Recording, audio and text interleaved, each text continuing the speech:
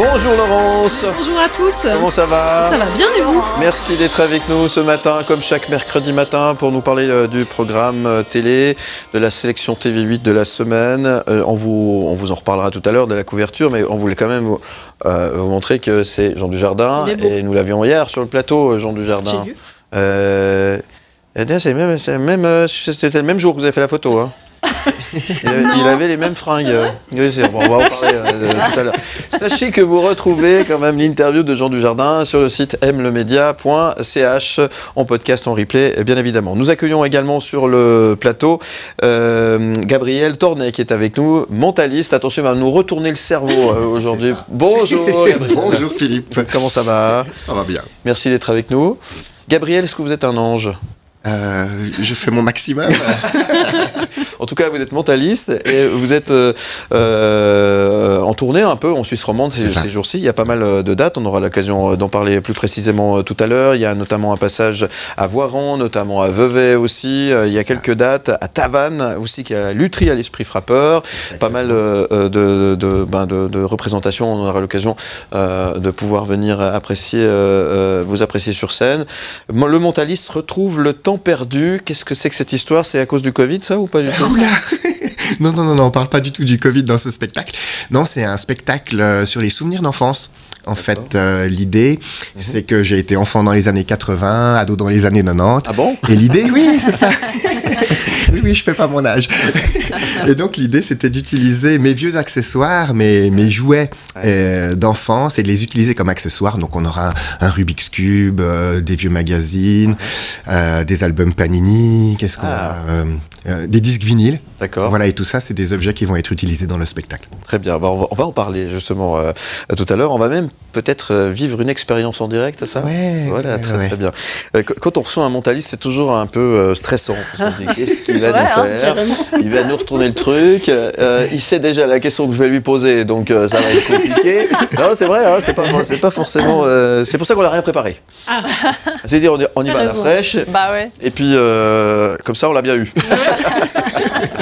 Non, c'est pas vrai, on a tout préparé, on va en parler d'ici quelques instants. Mais avant ça, on parle télévision. Est-ce qu'il regarde un petit peu la télévision, notre mentaliste, ce matin? Je regarde surtout des films. Ouais. Alors oui, ça m'arrive de regarder. Par exemple, le dernier truc Dernier truc que j'ai vu, je voulais aller voir Scream 6 au cinéma. Ouais. Oui, j'aime bien le cinéma populaire. Ouais. Et puis finalement, c'est toujours pas fait. Donc voilà, c'est sur ma liste de films à voir avant de mourir. D'accord. J'espère qu'il y aura encore beaucoup de films. La télévision, oui, un petit peu, non? Oui. De temps en temps. Ça m'arrive. Voilà, les infos, le sport. Non, ni l'un ni l'autre, non, les émissions de variété. Les émissions de variété. Style The Voice, par exemple? Ah oui, alors je suis un grand fan. Très bien. Ouais. Ok. Les fauteuils tournent ici, si jamais, on peut faire une petite démonstration. On n'a juste pas le buzz. Très bien. On peut le faire à la bouche. Et on parle d'un divertissement. Oui, on va bien se marrer avec Rire en scène. Mais oui, vous vous souvenez certainement de la série de l'époque, Les Gros Cons, diffusée sur Canal+. Mais tant mieux. Mais tant mieux.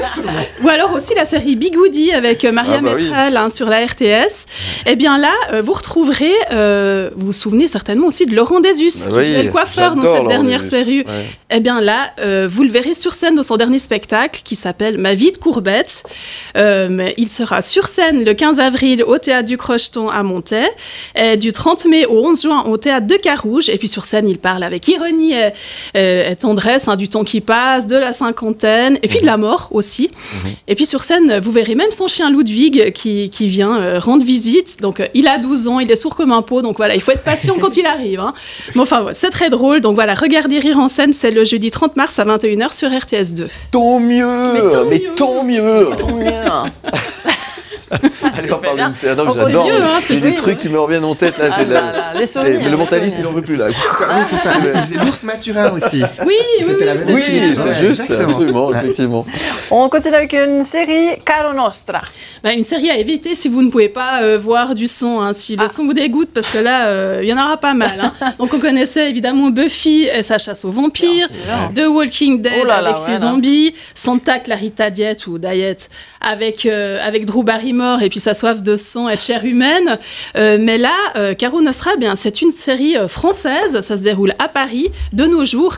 Et on y verra des ogres, enfin un clone de monstre à l'apparence humaine, mais qui a soif de sang et de chair humaine aussi. Donc c'est pas triste. Vegan, s'abstenir, absolument. Et ça, c'est le vendredi 31 mars à minuit 5 sur France 2. C'est assez tard. Sans transition, on passe du sang à un magazine de la santé. 36,9, c'est ça. Oui, on sera tous sur des troubles qui touchent pas mal de personnes. Hein. C'est les troubles obsessionnels compulsifs, les TOC. Les TOC, ouais. Et puis c'est vrai que ça peut facilement vous pourrir la vie. Hein. La preuve avec cette femme, Léonie, qu'on verra dans ce reportage, qui passe entre 8h à 16h par jour à nettoyer son appartement. Ouais. C'est intérêt à briller. Hein, c'est terrible. Donc forcément, ces gens ne travaillent plus, ils ne peuvent plus rien faire. Hein. Ils sont cloîtrés chez eux. Et puis en plus, ils sont tout à fait conscients de leurs problèmes, mais ils sont incapables de patouiller, comme on dit. Ouais, c'est ça. Donc c'est très très terrible. Bon, voilà, on en saura plus le mercredi 29 mars à 21h10 sur RTS1.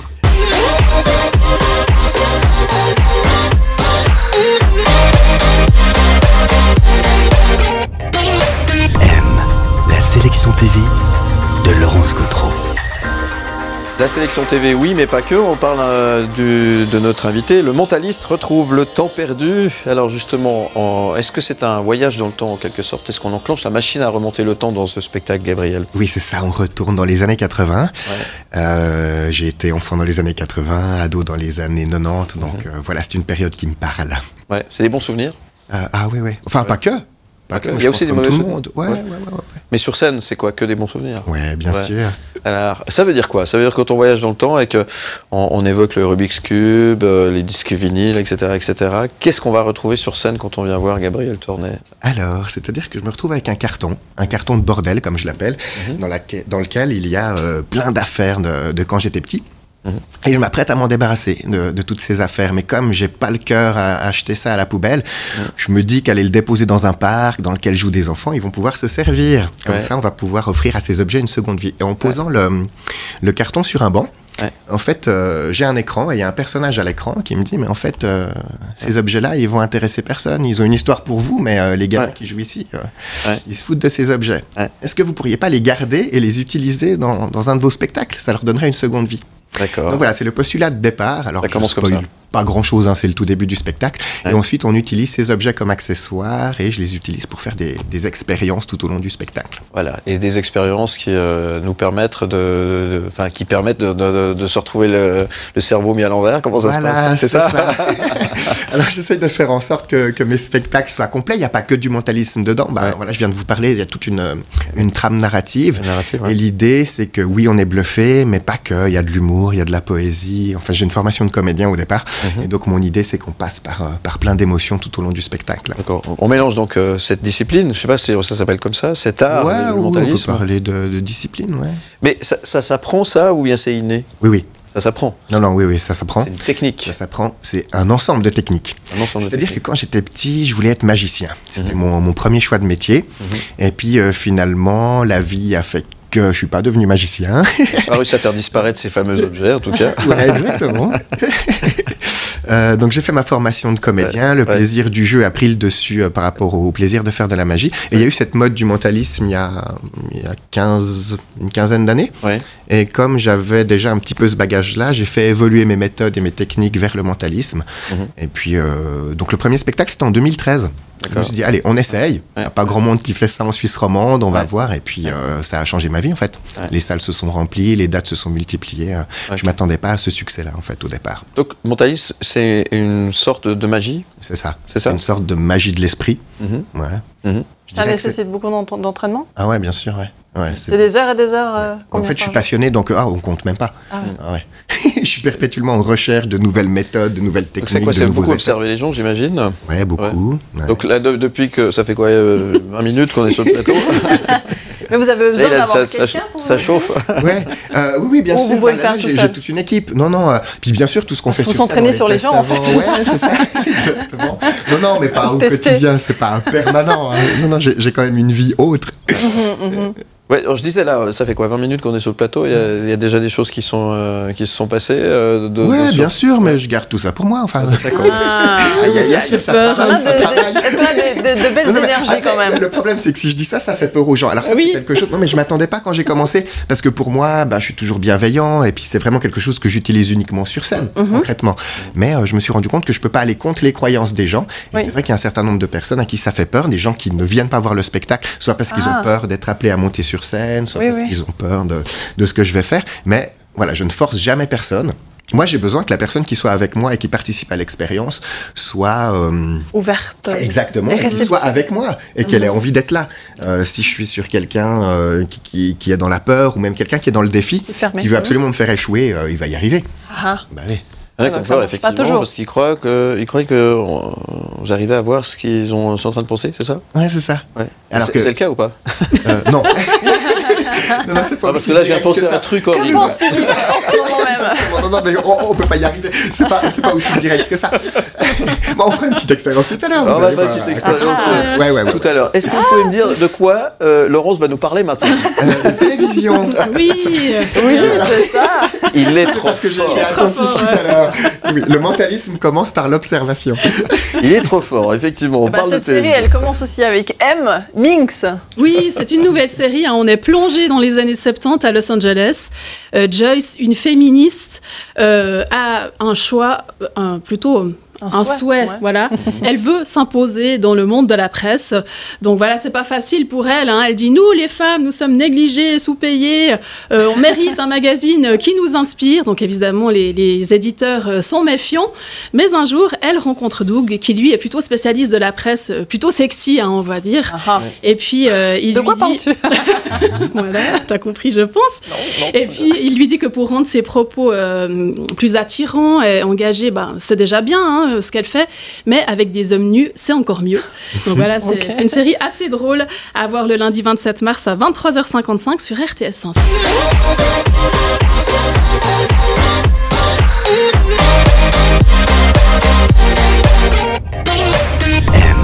La sélection TV de Laurence Gautreau. Il sera en spectacle à Vevey au Théâtre de la Grenette jeudi 23, donc ça veut dire demain, 23 jusqu'à dimanche, jusqu'à ce dimanche. Et puis le vendredi 31 mars à Voiran, à la Grande Salle de Voiran, à Tavannes au Royal le 22 avril, et puis à Lutry à l'Esprit Frappeur les 2 et 3 juin, c'est ça? C'est ça. 2 et 3 juin, j'ai mis note, j'ai écrit tout petit. Voilà, c'est bien sûr Gabriel Tournet qui est notre invité ce matin, qui fait peur à Laurence apparemment, le mentaliste qui retrouve le temps perdu et qui nous a promis une petite démonstration ce matin. C'est ça. Est-ce qu'on peut on arrive à faire un truc en direct là? C'est possible ou pas? Oui, bien sûr. Ouais. Alors Philippe, je vous ai remis un livre tout à l'heure. San Antonio. Alors c'est un livre qui a une histoire pour moi. Je faisais un spectacle sur le thème de la Joconde à l'époque, donc c'est un livre que j'utilisais dans le spectacle. Oui. Alors je vais vous demander, Philippe, d'ouvrir le livre où vous le souhaitez, une page quelconque, sur une double page, et vous allez choisir sur cette double page un mot. Alors, pas n'importe quel mot. Pour que l'expérience soit possible, il faut que ce soit un mot concret. D'accord? Quelque chose dont on peut se faire une image mentale, un nom commun, en fait. Comme un objet, un animal ou un monument. Ok. Ça va? Vous en avez en tête? C'est fait. Très bien. Alors, on peut refermer le livre, on n'en a plus besoin. Donc, vous avez ce mot en tête et vous allez commencer par détacher la première lettre de votre mot. D'accord? On va simplement jouer avec la première lettre pour l'instant. Vous allez regarder cette page blanche et vous allez imaginer votre lettre qui apparaît progressivement sur cette page, comme si elle se matérialisait magiquement, que je vois votre tête. D'accord. Alors, regardez-moi dans les yeux. Ouais. Stressant, hein. Ouais, il faut qu'on parle parce qu'on est à la radio en même temps. Donc, alors, les gens, à la télévision, vous êtes en train de voir ce qui se passe. Et à la radio, peut-être qu'Elsa peut donc j'écris quelque chose sur mon blog, c'est figé, c'est écrit. D'accord. Philippe, est-ce que vous pouvez nous annoncer la lettre que vous avez en tête, celle avec laquelle on est en train de jouer? H. C'est ça. Bon, alors ça... Donc c'est marqué exact. Voilà, je le savais, c'était prédit. Bon, alors ça c'était la phase facile de l'expérience. C'est pour qu'on se détende. Alors, Philippe, vous allez maintenant me regarder dans les yeux et vous allez vous faire une représentation mentale de ce que représente votre mot. D'accord? Pas le mot, mais ce que représente le mot.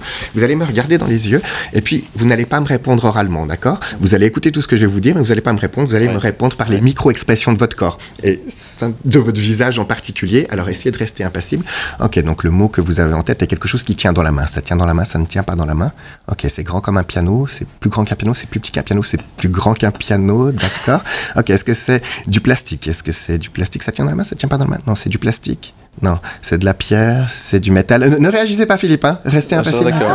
Ok, est-ce que c'est de la pierre? Est-ce que c'est du verre? Est-ce que c'est source de lumière? Est-ce que c'est source de lumière? Est-ce que c'est du verre? Est-ce que c'est de la pierre? Est-ce que c'est plein de matières différentes? Ok. Est-ce que c'est quelque chose d'énorme? Est-ce que c'est quelque chose de grand, quelque chose de petit, quelque chose de grand? Non, ça ne tient pas dans la main. Non, ça ne tient pas dans la main. C'est plus grand qu'un piano. C'est plus grand qu'un piano. C'est. Ok. Ça fout les jetons. Hein. Raconte, Elsa, faut que tu... Donc, Philippe, je viens de faire donc une prédiction, on peut dire, sur mon blog. Je pense avoir trouvé le mot que vous avez en tête. Est-ce que vous pouvez nous l'annoncer à haute voix? Donc, le mot que j'ai vu tout à l'heure, hôtel.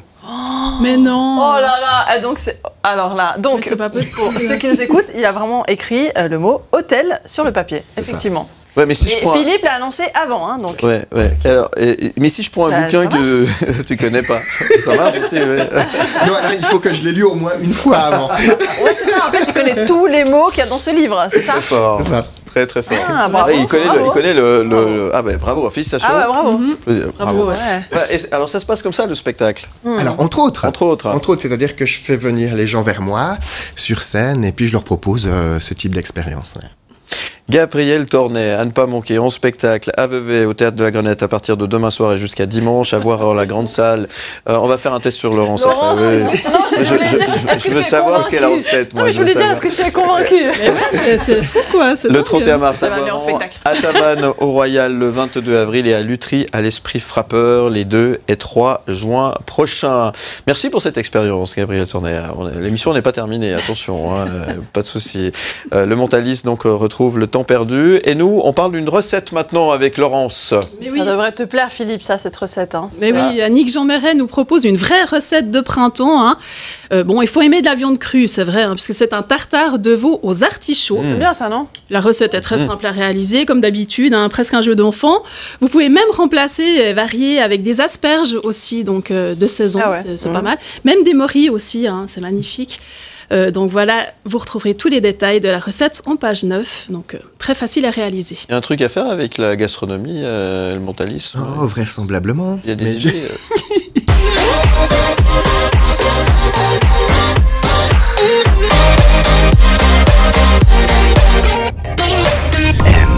La sélection TV de Laurence Gautreau.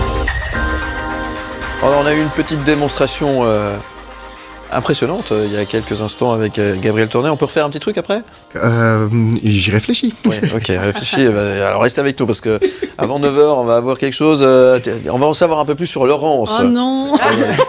Ah bah oui, on est curieux, on veut connaître un peu les secrets de Laurence. Et surtout là maintenant, attends, tu vas me parler d'un concours. T'es trop fort. Oh là là. Décidément. T'as vu? Un concours qui... Et là, je serai au Théâtre de la Grenette. Non, c'est pas... J'ai transmis mes pouvoirs à Philippe. C'est trop facile. Alors, attends, je vais même te dire de quoi est-ce que tu vas faire gagner. Vas-y. C'est un rapport avec la cuisine. Ah oui. C'est ça, hein? Oh là là, t'es vraiment trop fort. C'est un concours qui devrait plaire aux fans de séries et de cuisine, puisqu'on vous fait gagner un livre de recettes de la série Ici tout commence. Donc voilà, c'est très simple, hein, vous découpez le coupon en page 11, vous inscrivez vos coordonnées, et puis voilà, c'est gagné presque. Je suis tombée dessus l'autre jour sur cette série-là, c'est sympa quand même. Ouais. C'est vrai, c'est bien. J'ai pas vu. Ils font des recettes assez sympas, c'est vrai. Donc en fait, c'est quoi? C'est un cours de cuisine en fait, c'est ça? Non? C'est une série quand même. Voilà, mais avec des jolis plats, hein, c'est vrai. Donc le livre est pas mal. Ok, j'ai vérifié, c'est en page 11. Page 11. Voilà, page 11. Oui. Mais je vous montre la couverture après. Hein. Très bien, ça c'était pour le concours, donc n'hésitez pas, ça se passe maintenant et profitez-en parce que c'est l'avant-dernier. C'est l'avant-dernier. C'est l'avant-dernier magazine TV8. Et vous finissez bien quand même. On va le garder celui-là avec Jean Dujardin. Et celui-là aussi, il faut qu'on regarde les White Collector. Justement, on parle cinéma maintenant avec un film dont on a parlé hier aussi dans notre rubrique cinéma. Ça sort aujourd'hui sur les écrans, La Passagère. Et oui, on retrouvera Cécile de France dans le rôle de Chiara, qui a appris le métier de son mari. Elle est pêcheuse. Et puis, ils vivent tous les deux heureux sur une île au milieu de l'Atlantique. Mais un jour, eh bien, elle accueille un apprenti, Maxence, qui lui, eh bien, on l'a vu aussi dans le film Été 85. Je ne sais pas si vous avez vu le film. C'est Félix Lefebvre. J'aime beaucoup cet acteur. Enfin voilà, évidemment, Maxence ne rend pas indifférente Chiara. Et puis, c'est là que ça va se compliquer. Alors voilà, une histoire d'amour ou pas, eh bien, c'est à voir dès aujourd'hui en salle. Oui, et ça a l'air d'être un très très beau film, oui, effectivement. Très très beau film. Là, tu vas nous parler d'un autre film, je sens. Le bleu, je vois le bleu. Le bleu, c'est bleu. C'est ça, le bleu. Le bleu. Il y a du bleu. Il y a du bleu. T'es vraiment trop trop fort. Ouais. Donc voilà, c'est une histoire. J'ai trouvé la combine, ça marche. C'est une histoire, un film très touchant qui se déroule au Maroc, dans la vieille ville de Salé. Alim et Mina sont mariés depuis très longtemps. Et puis, ils tiennent un atelier de couture, un magasin traditionnel de caftan. Et puis, un jour, encore un apprenti débarque, un apprenti très talentueux et qui va bouleverser le couple et qui va réveiller des sentiments refoulés d'Alim que le couple essayait de cacher depuis toujours. Donc voilà, c'est un très très beau film à voir dès aujourd'hui en salle. Les apprentis, ils viennent foutre le... ils viennent foutre le bordel. Mais quel langage! Je ne vais pas le dire, ouais. Quel langage! Mon Dieu!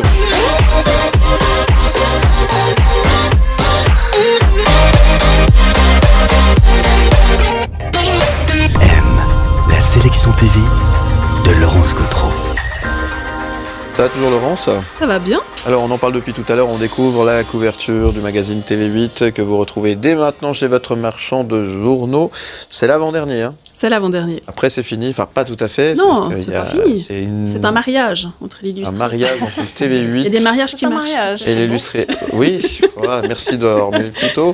Je dis pas ça pour toi. Oui, alors. Je dis ça pour moi, tu sais. Ouais.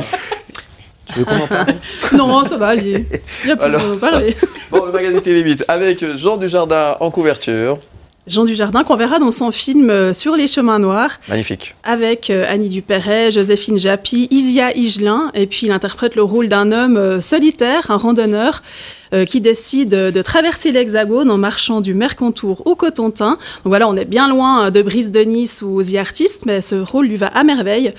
Et puis, il nous raconte tout ça en pages 6 et 7. Et sinon, le film sort aujourd'hui en salle. Tombé sur Alain Morisot? Ah oui. Ah, si jamais... Qui était venu là aussi. Super sympa. C'est cool, très bien. Donc, le mariage, on parle justement du mariage illustré TV8. C'est un mariage, ouais. Très bien. On salue Alain Morisot, parce que je sais qu'il nous regarde de temps en temps, régulièrement le matin. Salut Alain.